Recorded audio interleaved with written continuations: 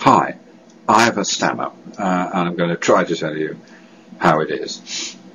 There are some people who are really nice to me and say, well, it's okay, it isn't a problem with me, I'll, hang on to see, to see what you say.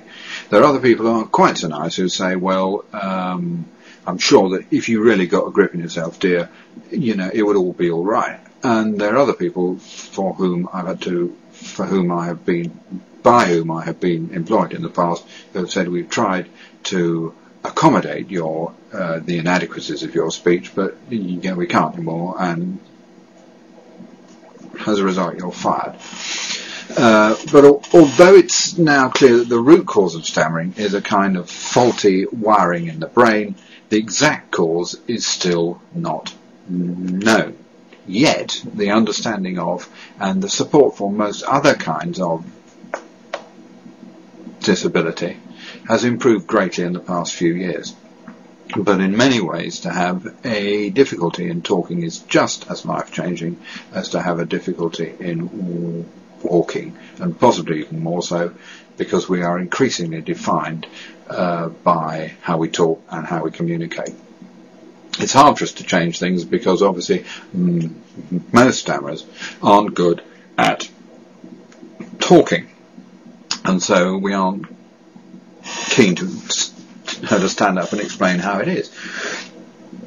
And the media are not keen on providing us with time because, well, stammering just does not make good TV or radio.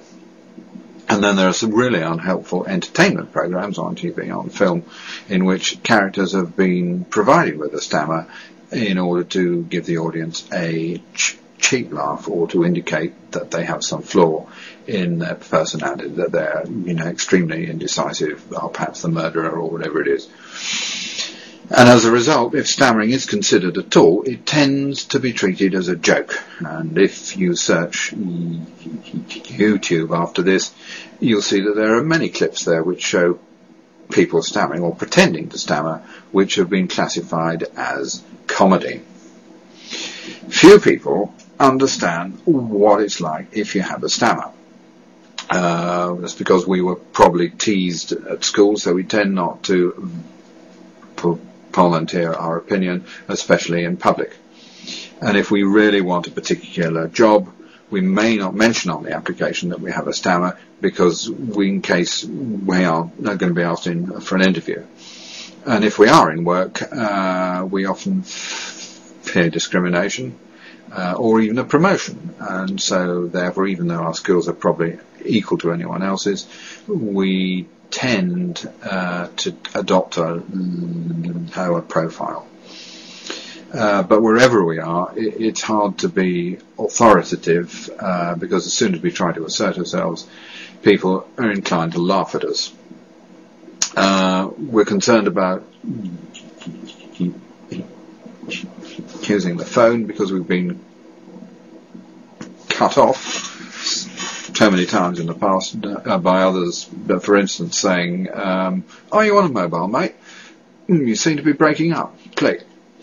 And if we're asked to do any kind of public speaking, we'll be anxious for ages in advance, and we try not to get into arguments because we just can't see how we'll ever win them.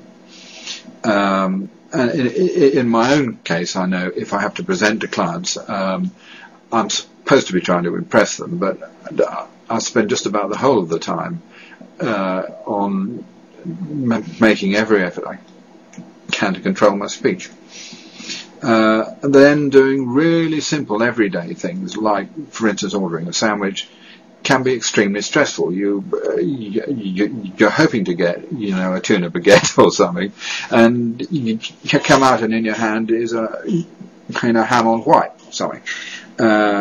It's hard ordering a drink in a crowded pub for a new girlfriend. That can easily end up as a disaster. It's often hard to buy tickets on the train. You end up at the wrong place. And if I'm in a restaurant and the waiter brings me something I haven't ordered. Do I send it back? Speech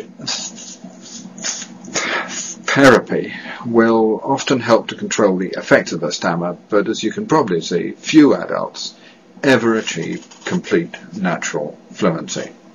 So please, if you know or meet someone who stammers, try and understand what it is like for them.